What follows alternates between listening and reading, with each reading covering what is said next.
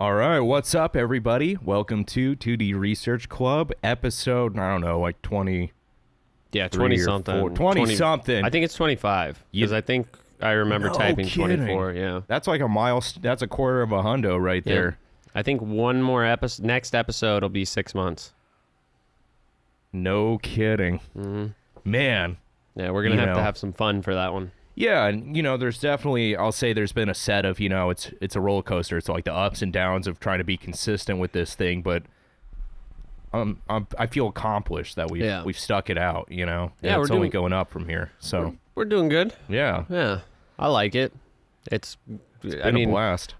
Honestly, it's probably been 6 months, because I think there's been like 2 weeks we didn't do one. Yeah, so I think we're pretty much like at the 6 month mark, but episode wise, and we've doubled up. Yeah, so but I figured we could start it off. Let's run through. So as you remember, like several episodes back now, but it was Ryan's birthday, but everyone in his group of friends said they were going to get him a certain present, but never everyone forgot. I'm like, that same buddy Forrest that was on one of our previous episodes, I was like, dude, let's get Ryan like a late gift, something cool, Yeah, 2 months after. He made a massive effort on my part. For my birthday, he went and found the remote to the TV, and that meant a lot to me. It was the sentiment. It wasn't the monetary value. It was the fucking sentiment behind that, so that meant a lot. But what are some things you got for your late birthday? Well, let's run them through. My show and tell, as you can see, we've got the first issue of the deluxe edition for Berserk. Yeah. So I don't know if I've talked about it enough, so now I can actually pull source material. I think I put the cards away. I had them out here, but D&D Magic the Gathering draft pack. So there's 60 Magic the Gathering cards that are like Dungeons and Dragons based, and then a book of writing character backstories, because I'm working on a D&D campaign for us to play soon, so. Yeah, which, just real quick, we don't have to be on it forever, but we tried a trial, like, just to, like, get our feet wet run of, like, a D&D campaign. Yeah, two other guys here. Shit was fun. Yeah. How do you feel it went, as far as, so Ryan was the one that was kind of DMing the entire thing, trying to, like, intuitively, we didn't have a story written, though. Yeah, I think it went well, like, I don't know. It was just fun. Like, there was plenty of times where funny things happened, and, everybody got a little drunk and people kind of pieced out at different times throughout it. But it was an enjoyable experience. It was one of those things, like, our buddy Matt left, had to go. And then when you were leaving, I was like, no, I still want to play. It was 2 a.m. at this point. Usually I'd like power through, but like I was at the point I was passing out, but I'm like, man, I wish I was still awake to keep playing. Yeah, because we didn't start playing until like midnight, 12:30. Yeah. I had everybody make a quick character on D&D Beyond, and then we just pulled it up on the screen and started playing. It was really fun, though. I feel like we should do some more stuff like that. Like if we have people over and, we're not doing anything, we should just be like, you guys want to just fuck around on some D&D? Run a quick run, you know? It doesn't have to be anything too crazy and or anything like that. It could literally just be like, let's just do a little improv role playing. Yeah, and and you just have fun with it. And for everyone out there that's not really familiar with Dungeons and Dragons, it's not literally just that. I mean, majority of it, Dungeons, Dragons, that's kind of the theme.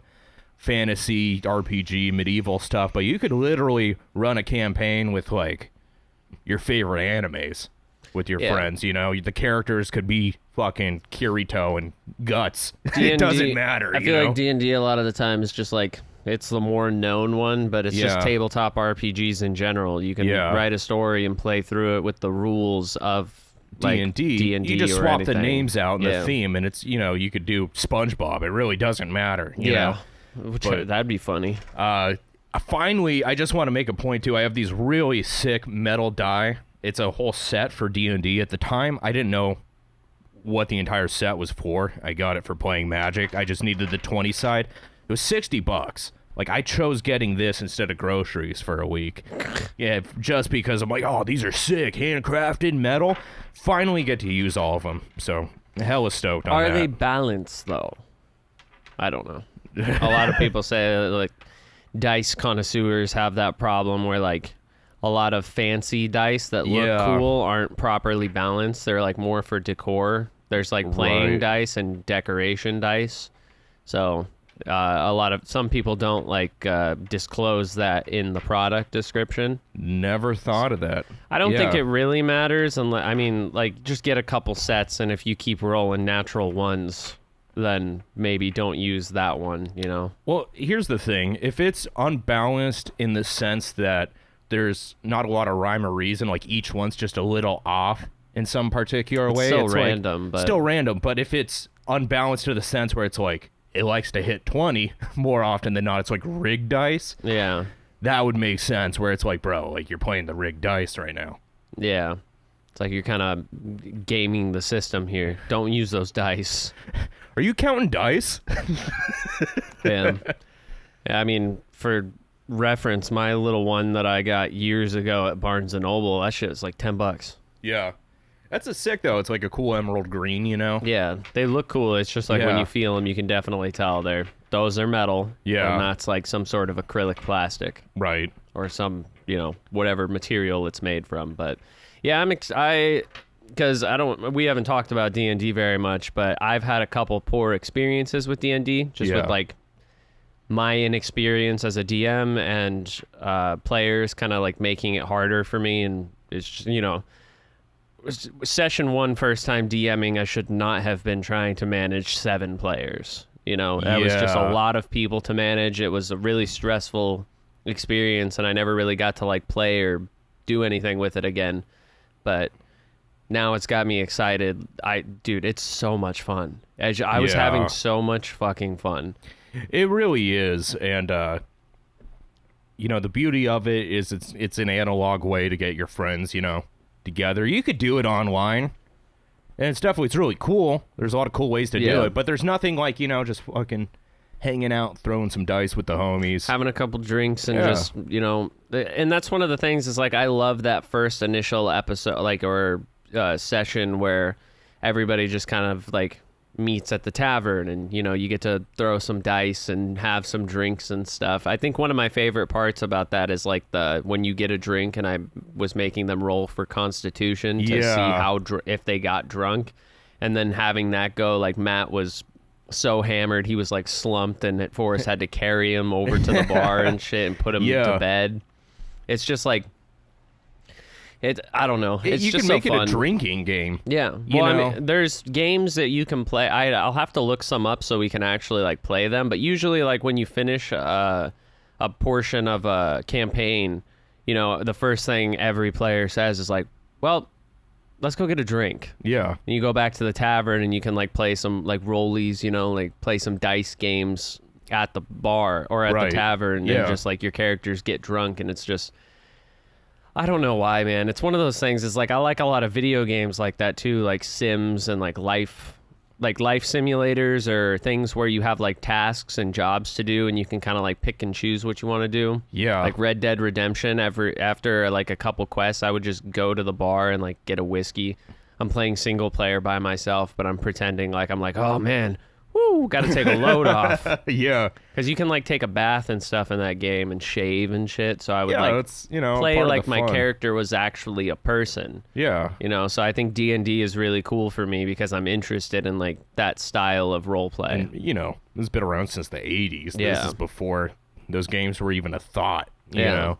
And it's just reiterating the same point, but we were just thinking of more ways to kind of get friends together because, and don't get me wrong, it's not like one's better than the other. Like, I love going on Discord and chatting it up with everybody, but it's nice to break away from it sometimes. Like, I've been pushing the idea of, when we get this new place, of doing some LAN parties.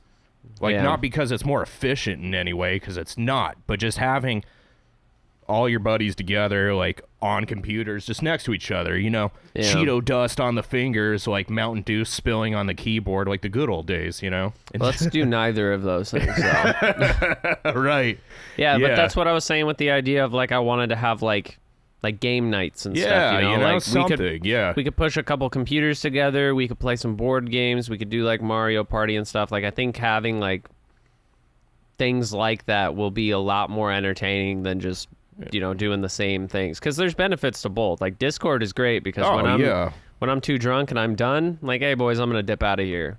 I just click disconnect and I am home. I'm here. Yeah, there's room for both, and that's the awesome part. But I feel like the one that's usually overlooked is the in-person now. Yeah. That's kind of the one where it's like... Yeah, especially now. And after, with quarantine and all that for, years and shit. But, like, the biggest thing you could take from it is that some things are just nice with friends. Like, even anime... the majority of my anime watching has been just by myself, but I like the days, like even last night, you were cooking, you threw on Hunter on the episode I was on. Really into Hunter x Hunter right now, by the way, but like, you popped on the couch eating your pasta salad and we killed like 5 episodes, Yeah, I think it was more than 5 episodes. Yeah, it was probably like 6 or 7, but the thing is, it's nice, even if you're not saying anything, just sometimes like, I like the idea of like when Chainsaw Man comes out, getting a group, like, 4 people even. Yeah. But just watching the premiere together for, you take in the reaction of, it's the feeling of like when a movie first comes out at a premiere and you're with a group of people and everyone's cheering and like stoked on stuff, and you don't get that, by yourself. Yeah. You're stoked still, but like, I like that, like premieres and, And after the fact, you can like talk about it immediately, Like, holy shit, what'd you think of that? Because then, you hit all your friends up, you just watch this crazy thing after watching it by yourself, and they're like, oh, bro, I haven't seen it yet. Then it's like, damn, I want to talk about this, It's like I wanted to talk about this with somebody, but I was quicker to watch it. Yeah, I mean, I think making an effort to try to do more things like that'll be good, but... It's just hard with schedules and shit and people doing this and doing that. I'm sure it'll flesh out more as we start to do more things, but... It comes down to there's a will, there's a way, you know, where it's like everyone kind of finds that one day a week where it's a little... Maybe a few of the guys are off, one of them gets off of work, around 5 or 6, and it's like you're able to all kind of meet. The more people, the more complicated. But I say if you could get a good 3-4 people together, you're already there. Yeah. That's a group, That's what I've been saying, though. I've been trying... I mean, I'm not a group chat person. Yeah. I hate group chats. I think they're annoying as fuck, but I've been trying to, like, put the idea in somebody's head for them to make a group chat with all the boys in it so that, if you want to share a meme or something, like, just send it to the group chat so that it's like, inclusive. Yeah. It's... If we make a plan to do something like... Hey boys, like I'm thinking about doing a LAN party on this day. Like, is anybody free? And then you can, depending on who's free and stuff. It's gonna suck for anybody who's not. It's like, fuck, man, I can't make it. But I think it'd be cool to just have like an area where we could just shoot a message and be like, hey, I want to do this, and then whoever else wants to join, it's like I'd be down. Like, fuck yeah, all right, roll through. But we're all pretty bad at group chats. But I feel like that's something that's changing. I feel like lately we've been getting together more than we have in a while. Yeah. And everyone's been... They're at the point, they're like, it's been long enough. I'm, like, solid in my schedule. Like, let's hang out. Yeah. So, I'm looking forward to that, though. And I definitely suggest the same to anyone listening that, life's short. Yeah, like, play some D&D. Hang out, spend time with your friends, and like it's life's short. Pretend to be somebody else. Yeah, in another life, and waste this one away. Yeah. But no, it's definitely really fun though. Yeah, it is. But I mean, we talked a little bit about it last time, but we were kind of all over the place. Yeah. You're watching Hunter x Hunter now. How you feeling? How you like it? Shit, I'm at like episode 60 now. Just started, I don't know, a few weeks ago, but just got into the Greed Island arc. Yeah, they're finally, they just got there, so they're just in the game. So, yeah, shouts out again to Emilio for putting me onto this because he was just pressing the issue. We did a swap, so this is what's funny. He's never seen, like, Shippuden, and I never seen Hunter x Hunter, so we're like, okay, dude, just make the time, just fucking watch it, So he's watching that and, like, realizing, oh, this is a lot better than I thought it would be. Yeah. And that's how I am with Hunter x Hunter. I was never that interested in checking it out, but now that I've seen it, I understand why it kind of has its cult following. Yeah. The characters, the development, the pacing, I feel like it's all on point, at least to the part where I'm at. And it's, Man, it kind of pulls the heartstrings sometimes too, you know? Yeah, it's pretty good. Yeah. It's I don't know. It's hard to explain because a lot of like first looks at it, it would be something that's like, oh, this doesn't look that great. But once you watch it, it's like everything about it, you don't feel that way anymore. Right. Because that's what I was saying. Like the Phantom Troop, I'm not like immediately attracted to any of the character styles or weapons or anything. Like I'm not like, man, that's so fucking sick. But I like them. I like them for what they are and the concepts and stuff. But generally, with like just for example, the girl with the vacuum that can suck out Nen. Yeah. Like that's kind of a dumb weapon and it looks stupid, but like in the sense of the Phantom Troop and everything that Hunter x Hunter is, I'm like, yeah, it's pretty cool. It looks like Migi, you know, missed the brain and went into a vacuum. Yeah, but you were saying last night, like, just her overall aesthetic's kind of cool. Yeah. And that's, like, the draw to the character. But for me, the first one I got stoked on was just... And they kept him so mysterious for a while. Like, who is this guy? But Crollo, seeing him in his first fight against Killwa's parent, his dad and grandpa, you know? Yeah. But just, like, fending him off, just because he has that kind of chameleon ability to, like, take on any, like... you know, Nen ability he's experienced. Like, I always like characters like that are like kind of like a one for all, or a, you know, I can't name them all right now, but I feel like that's a prevalent theme. Yeah, like there's one character that takes on multiple abilities at his disposal with a payoff, you know. I mean, I mean, it's a little different. It's not like shonen-y or anything, but the whole concept of Charlotte is what that is. Oh, like, yeah. At the end, you learn he doesn't just take over people's bodies. He takes their... that's right. The power, whatever the power they have. Yeah. Adolescent syndrome or whatever they call it.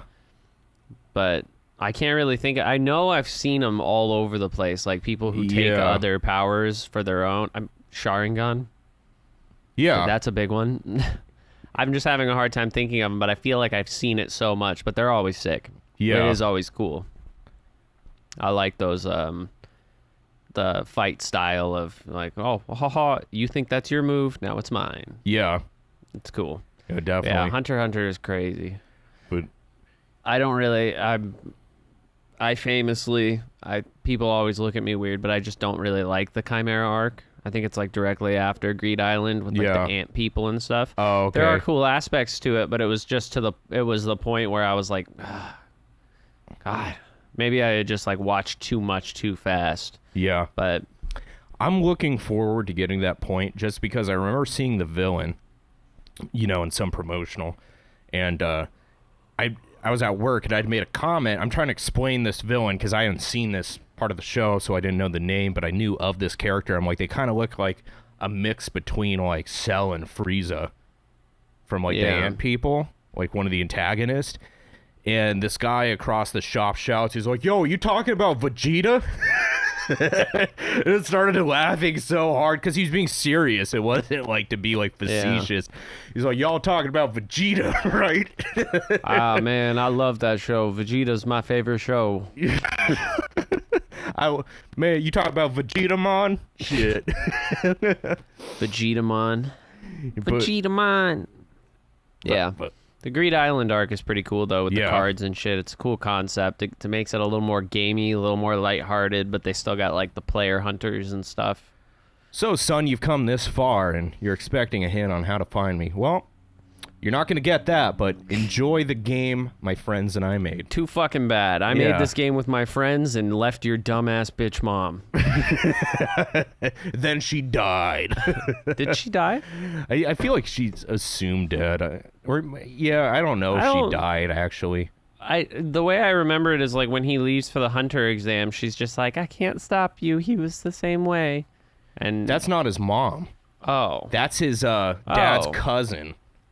His adoptive mother. So when he got the little stereo that's saying like, you know, keep listening if you'd like to hear more about your mom, he just pauses that shit. He's like, nope, not interested. She's practically been my mom.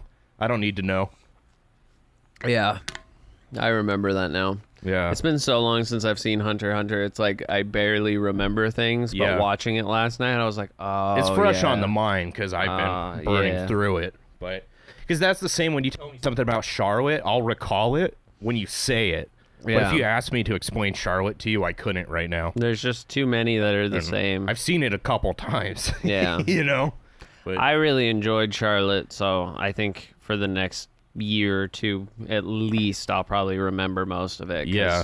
It's one of those anime that's just, like, it's so similar to, like, 9 other anime I've seen. Yeah. But once episode, like, 6 hits, and it just does a complete 180, and it is no longer like a slice of life. Kids have powers in high school. It's like, my sister fucking died. Now I'm gonna go do drugs.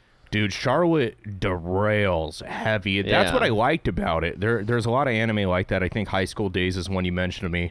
They really dragged that one on. Yeah, but that's like literally last episode. Just the derailing where it's like the normal life. You think you're getting into something, kind of, you know, hee hee ha ha, as Sebi would say. Yeah. And then it just turns into a total, like, depressive, like they're homeless on drugs. Yeah. This is much more serious than I thought it would be. And then he goes on this, like, solo mission that's going to destroy his mind, trying to take all of the powers away from all the people. Yeah, like the ultimate self-sacrifice, right? Yeah, and then he comes back and he doesn't even remember his name or the girl that he's in love with. It's wild. Such a good show. Yeah. I fucking love Charlotte. That's the guys who made Charlotte made another show, didn't they? Angel Beats. You know, and you told me to watch. I remember I'd started watching it. Yeah. I don't know. Maybe I did finish it, dude. It's just... Angel Beats is another really good one. You burn through so much, you forget what you've seen and what you haven't. That's why I keep my anime list, because, dude, I wouldn't remember unless I used that. I was just explaining to somebody last week that there's so many times I'll be like 3 episodes, you know, I'll go pick a random anime on Crunchyroll, and I'll be like 3 or 4 episodes in. I'm like, wait a minute. I fucking seen this. Yeah. And like it was years ago, and then I like go through, I'm like, yeah, I've watched this. I don't need to watch this again. Yeah. And then I have to go pick another one, and then the same fucking thing happens. I'm like, oh my God. Yeah. I'm running out of shows. But the best thing though is going through, sometimes you go through alphabetical and you find a show that's interesting. That's like a hitter that you're like, this is dope, and it came out like 4 or 5 years ago, and you had no clue it came out. You're like, how did I miss this? Yeah. You know? I never have to ask that because I generally miss things. Yeah. I'm so bad at keeping up with, like, what's going on. Which, I mean, this has been nice because I do feel like I know more about, like, doing this every week. Yeah. Like, looking at news and stuff. I've been paying attention more. We've probably been more knowledgeable of anime if someone were to like talk to us about it now, given like we kind of made it a habit of like keeping up with news, keeping up with studios. Before I couldn't tell you a studio, you know, like Imperia, you know, or something, but like I'm still no expert, but definitely like just being able to tell Forrest like, oh, Chainsaw Man, it's done by Mappa, and like a lot of people had problems with the season 4 of Attack on Titan, but like this is what they can do. And you know, fucking Jujutsu Kaisen was by Mappa and stuff. It's like I'm no expert, but I know these.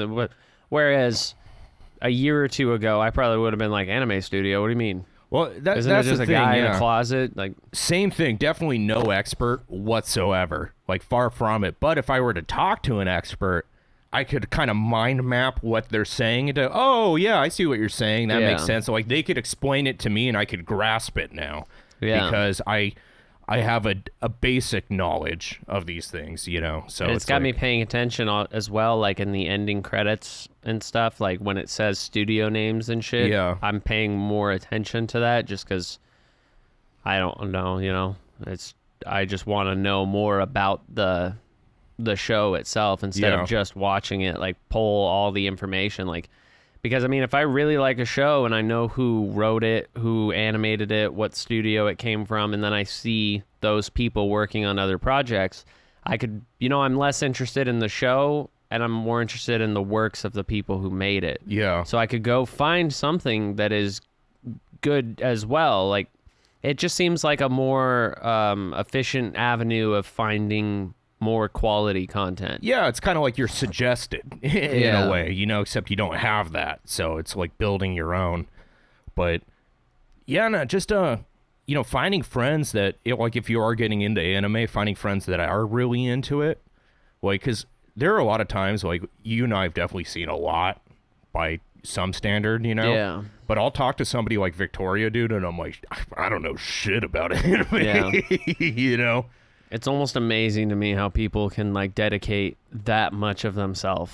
To it. Like, I felt like I generally, I'll tell people, like, I've seen a disgusting amount of anime. Like, it's a problem. It's just, the thing is, I think a lot of these people have even, perhaps they've seen the same amount as us. They just have such a better retention and memory and like, knowledge of these things because they see something and then they, like, that's there in their psyche. They remember this, you know?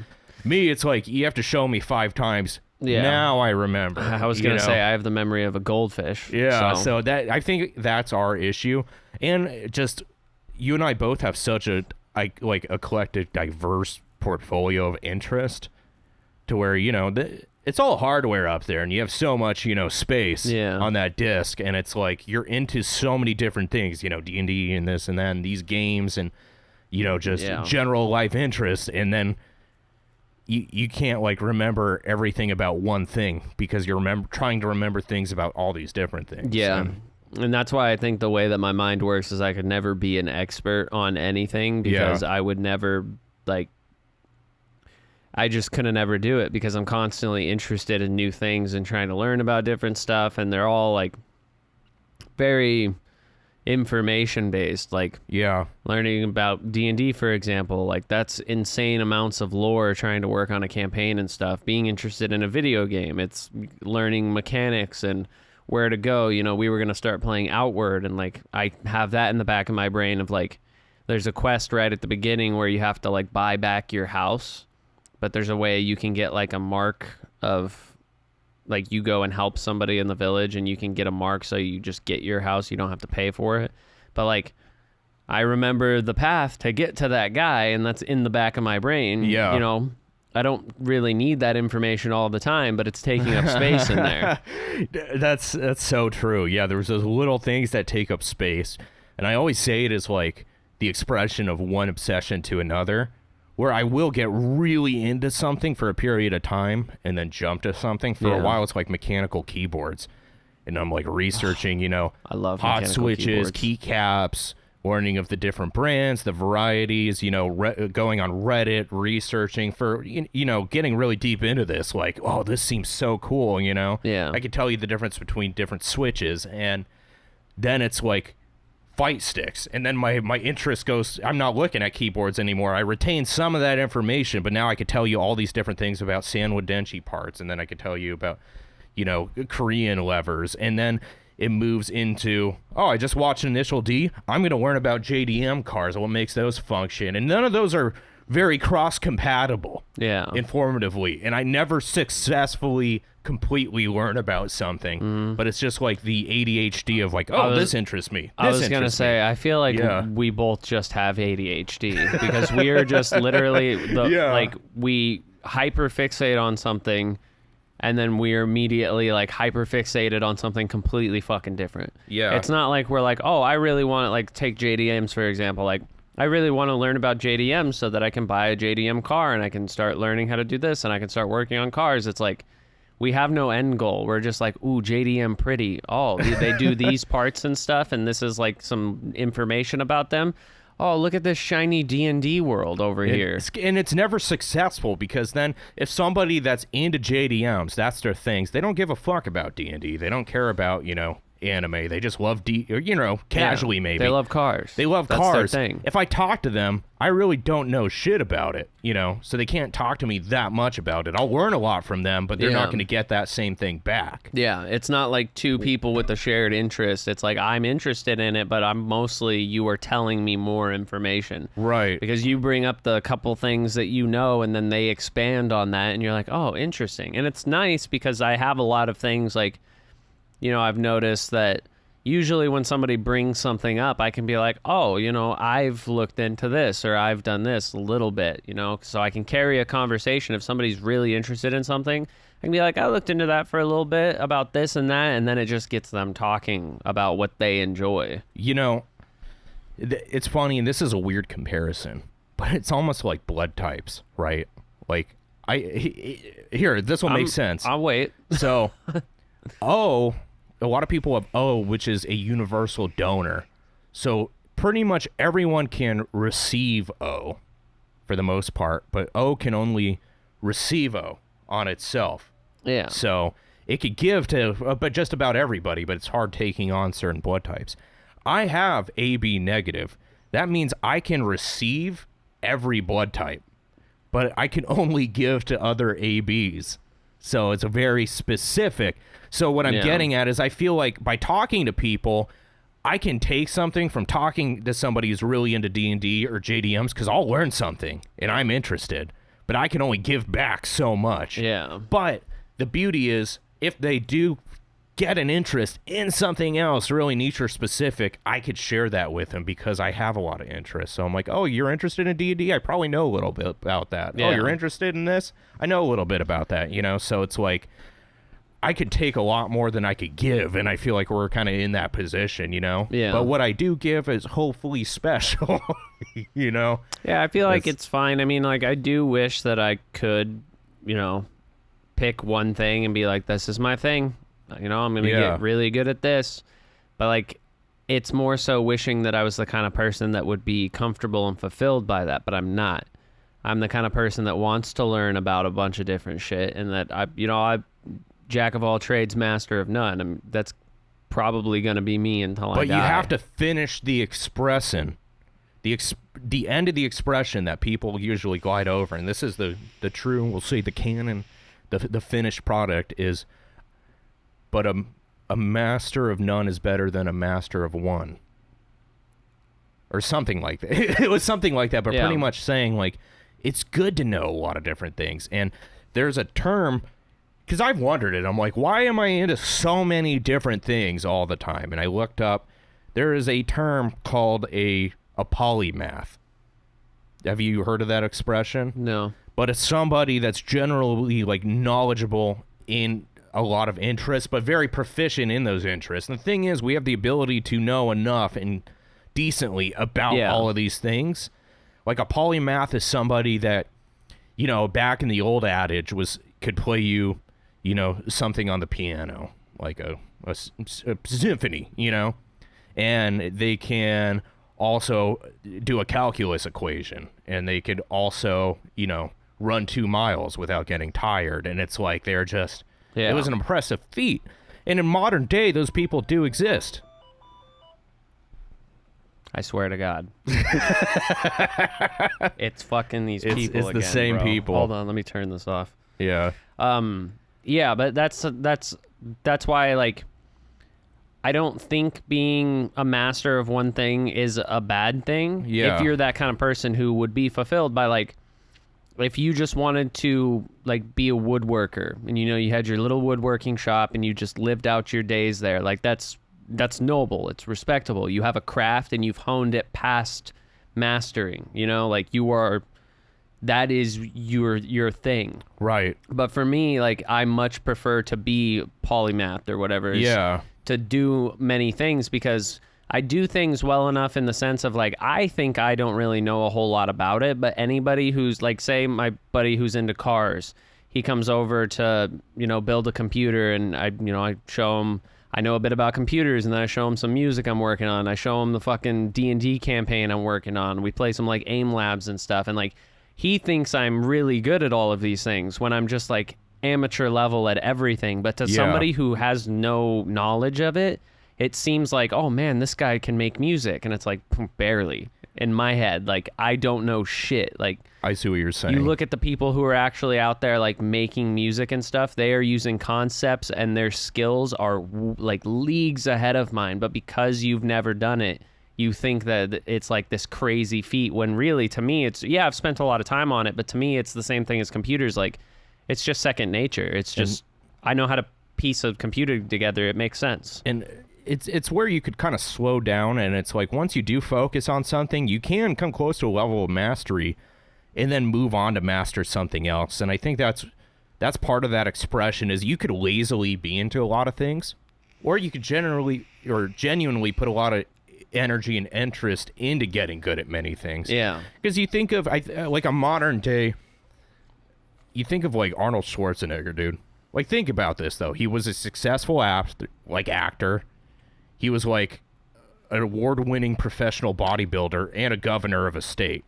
Yeah. Which are all feats that people could try to master just one of them and fail. Yeah. You know? But that's just showing you put a lot of effort into being good at many things. And maybe he's not the best bodybuilder to ever live, the best governor to ever live, the best actor to have ever lived. But he was still pretty damn good at it to a point of notoriety. It's like that Flow Rida song. Not Flowbots. Oh, Flow Rider. See, I'm on such a tangent, I can't even keep up my, apple bottom. No, but the Flowbots song, where it's like, I can ride my bike with no handlebars, but being like, going off on all these, like, that was like a song about being a polymath. Yeah. See, I much prefer that. Yeah. But sometimes I do have a grass is always greener moment of like, oh, totally. I would love to be just fulfilled of having like a little workshop and honing a craft and just like waking up in the morning and doing pottery until the sun goes down. And then, God, dude, like just having something that I felt passionate about, that it was like, this is all I need, is like, this is my craft. This is what keeps me going, to have that one thing. Because having a lot of interest sometimes can get stressful when you sit down and you're like, because, being that kind of person, I definitely go through lulls where like, I don't know what I want to do. There's so many things on my list of like, well, I could do this, I could do this, I could do this, I could do this, I could do this. I'm like, which one do I pick? Right. Like, which one is going to make me, like, by the end of my session, my 16 hours of just diving into something, like, what's going to make me feel the most fulfilled? And I never really feel like my time was wasted, but it's just that mental hurdle I have to get over of like, it's the decision fatigue of like, which thing do I pick? What am I going to spend my time doing? And it's just, I have so many interests that it sometimes can kind of like fry my brain. And then I sit there staring at the ceiling like, oh, it hurts. Dude, it's funny. And it's such a, you think about it like this way, the grass is always greener kind of thing. Because I'm sure there's a lot of people that are passed off this and they're just like, man, I don't want to do this. And they end up doing something else, and that's totally cool. But I just think how cool it would be to have a legacy trade. Like my great grandfather, let's say, was like a shoemaker in Italy and taught my grandfather, who loved making shoes, who taught my father, who then taught me. And I carry on the torch and the legacy. And it's something that I'm genuinely interested in. And since a child, I'd been around a workshop and learning how to make shoes. And at this age, like you said, having that craft where I now have the knowledge passed down to generations. And since a child, just honing and crafting to now where I'm like, I'll never be a master, but I'll keep chasing, making the perfect leather shoe and be a cobbler. That seems pretty dope. Yeah. But that could only be gifted to you. It does, but at the same time, it's like, it's just certain times when I feel like, oh, that would be nice. But a lot of the times, I don't know if I'm really the kind of person that would enjoy that. You know? Like, maybe it would be different if I was taught something from a very young age to like, learn and hone the craft and stuff like that. But I feel like that's one of the problems is that, that whole you can be anything you want to be mentality. Yeah. It's like, just, no, pick something. Pick something, please, and get good at it. Yeah. That's what I tell anybody who's younger. I'm like, please, just pick something. You don't have to do it forever. Just do something. Don't just go to work, go to school, and go home and watch TikTok. Pick something and try to like learn it, because even if you don't take it the whole way through your life, it's gonna feel good and it's gonna be worth your time, regardless of the outcome. To just sit down and learn something, dude. That's an excellent point too, because you think about, we all have the capability. Actually, you and I both could probably know and be proficient at much more than we have. But, part of our humanity is taking the easy route and wasting time. If we accumulate and count all the hours we spend on social, we'll say Twitter, TikTok, YouTube, pointless YouTube, not taking anything from it. Yeah. I always say, dude, I could know 2 other languages by now. I could probably sweep pick on a guitar. Things I would have preferred to have known to things that used up my time, but I gained nothing from. And that's something, I don't think it'll ever be perfect. I think we'll always kind of slip into there, but you need those times. We need those times, but I think there's still a balance to where what we do is still too much, to where we could find a balance where, okay, I've had this, now I could focus more time on this. Yeah. Because I think of where I'm at and where I could have been are very different. Yeah. And I'm trying to make up for that lost time. Yeah, and that's always going to be the case, but that's what I was going to say is I think my major problem with it is that I wish I would have had this developed this understanding earlier in life. Yeah. Because I ran around this fucking world until I was 24 with no goddamn direction.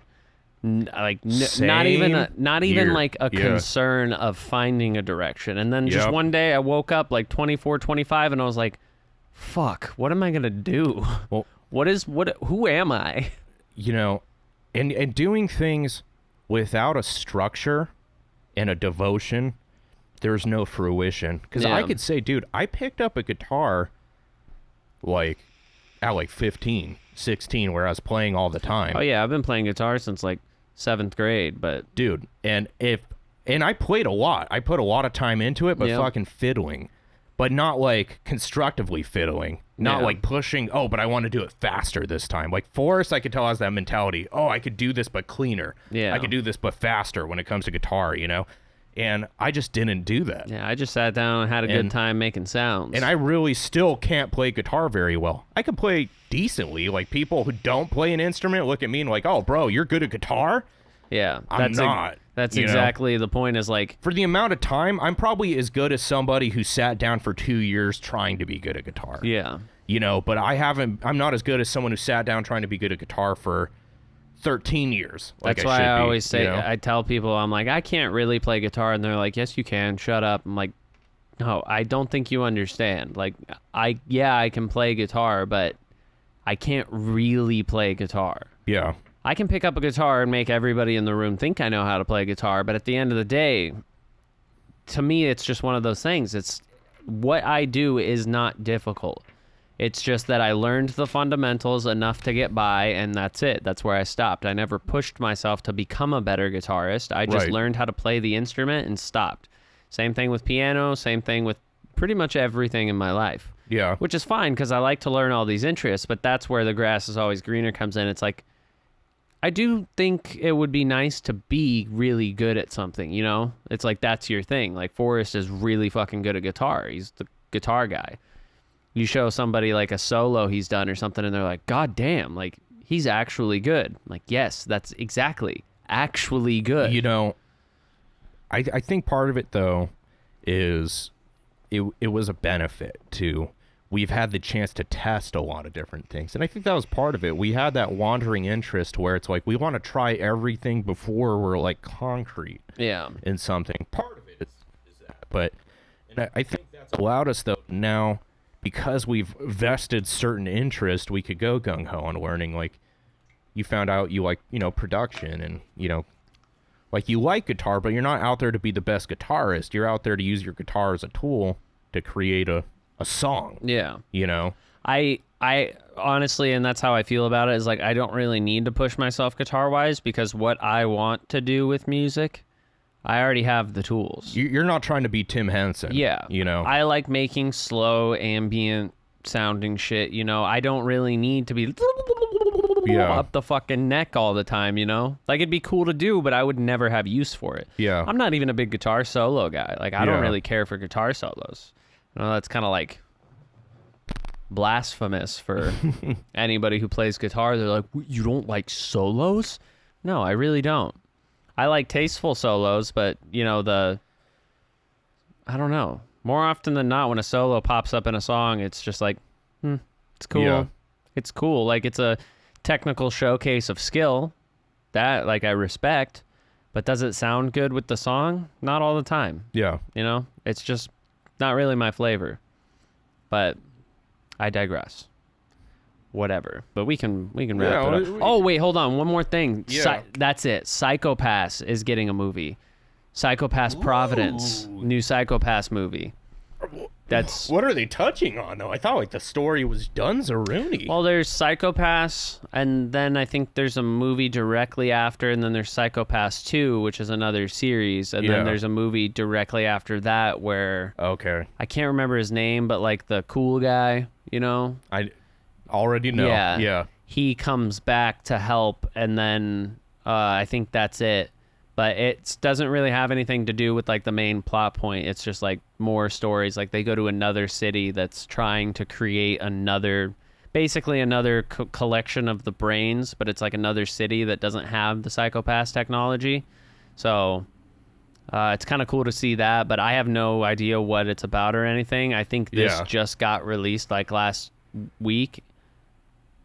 Oh, wait, hold on. It said unveiled. So I don't know if that was like it's already done and they released it, or we'll have to do some more research on that. But that's the one I was thinking of, Psycho-Pass Providence. That we'll have to get Jeff over for that one. I'm so fucking watch it with him. I'm so stoked. But yeah, we can wrap this up. All right. Well, hey, thank you as always. A lot of fun. I feel like we did have a lot to check out in the news and kind of share over the past week. It was a busy week, so yeah. Shoot, we're looking forward to the next one. As always, thanks again. Take care, guys. Peace out. Bye.